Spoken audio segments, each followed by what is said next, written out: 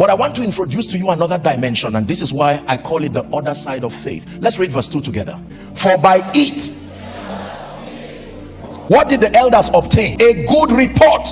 So the Bible tells us that number one, faith is required to deal with the matter of things, but that there is a dimension to faith that many believers do not understand. It does not deliver things, it delivers a testimonial. If your perspective of faith is only about receiving things and desired expectations, there is a side of God you will never experience, and there is a side of grace you will never touch. The Bible then, to buttress this understanding, it lists for us 5 people, the first 5 personalities in the Bible that he calls elders. You will find out that none of them necessarily received any promise, but they all received report. Because you will be learning that there are some times in your journey where the promise is not yet in view, and because of that the devil will make you believe you are not walking by faith, yet there is a report. The whole journey is building a track record.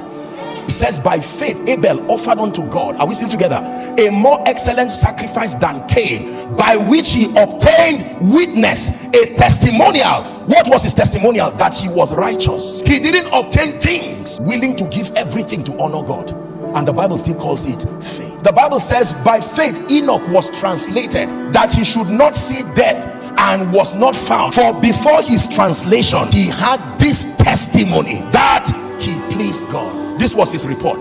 By faith again, Noah, being warned of God of things not seen as yet, the Bible says he was moved with reverence and became an heir of righteousness by faith. That was his testimony, that he reverenced God. He took God seriously. Do you know that not all of them obtained promises? The Bible talks about women who died, who called their dead back to life, and others rejected willingly the promise for a better resurrection, and they had the power to be delivered, but they say will not be delivered, and yet the Bible called all of them elders. The testimony of knowing and trusting God through the journey is more superior to the desires obtained in the journey. Your becoming with God is greater than your receiving. Both of them are important and needed for your overall excelling, but in order of spiritual priority, the testimony of your trusting God, the testimony of your becoming, is of greater value in the spirit than obtaining things. The end point of this journey of faith with God, when you obtain that testimonial, it plants conviction.